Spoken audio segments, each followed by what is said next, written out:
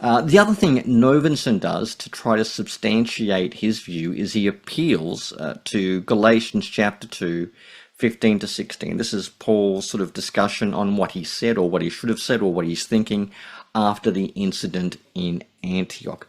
And this is where Novenson claims that Paul rebukes Cephas, Peter, with the explicit idea that justification by faith in the Messiah was a well-known position within ancient Judaism. So if we read Galatians 2, 15 to 16, it says, "We ourselves are Jews by birth and not Gentile sinners, yet we know that a person is justified not by works of the law, but through faith in Jesus Christ. And we have come to believe in Christ Jesus so that we might be justified by faith in Christ and not by doing the works of the law, because no one will be justified by works of the law." Now, Novenson infers from this passage, I think very interestingly, I have to admit, that it was common knowledge amongst Jews that justification was not from works of the law, but from faith in Christ. I mean, this is what he says. "In other words, natural-born Jews know that righteousness comes from Christ faith. Gentile sinners do not know that." And he says Paul expects all good Jews to agree with him, even if Gentile sinners predictably do not. That is his point in Galatians 2, 15 to 16. What do we say to that? Well, yes, look, some Jews could stress God's mercy and gift of righteousness, as well as God's gracious design even for the nations. And we've seen in Philo's interpretation of Deuteronomy 8 to 9 that, many people thought that Israel did not deserve their chosen status. They did not earn it from works of the law. And if you look at the Thanksgiving hymns at Qumran, like 1QH, there's a big emphasis on the mercy of God to even transgressors. So no one can claim their own righteousness. They simply have to appeal to the mercy of God to establish their own righteousness.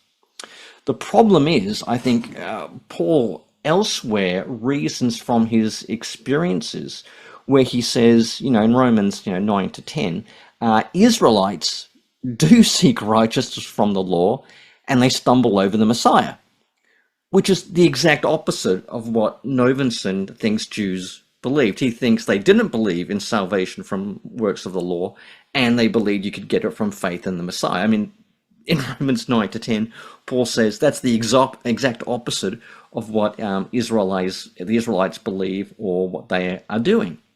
Plus, the other thing we have to acknowledge is not all Jews believed in a Messiah. Not all Jews were waiting for a Messiah. In fact, I tend to think belief in a Messiah may well have been a minority opinion. I don't think Herod, Caiaphas, the Sadducees, Tiberius Alexander, maybe the average peasant working on the field who's already seen what happens when people make grand claims for themselves, when Roman legions come down and devastate everything. I don't think everyone was waiting for a Messiah. The other thing is among those who did believe in a Messiah, there were very diverse views on what a Messiah would be and what a Messiah would do. Would there be one Messiah? Would there be two Messiahs, one of David, one of Aaron? Would it be a heavenly figure, a militaristic figure, a teacher, someone endowed with supernatural qualities? And certainly the Christian view of a crucified and risen Messiah was a big problem. Okay, this is something that was called a stumbling block, Paul says, and in the end, the book of Acts, Herod Agrippa says it's insanity, it's madness to believe in a crucified and risen Messiah. So I just don't think you can say that all Jews, well, most Jews even, believed that being right with God, saved, justified, forgiven, whatever, was based on faith in a Messiah or the Messiah's own faith, not from works of the law.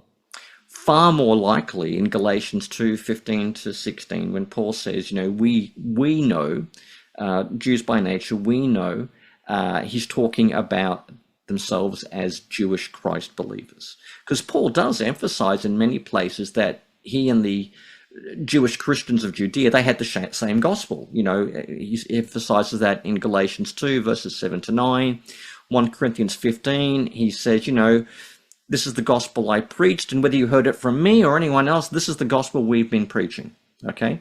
And because of that,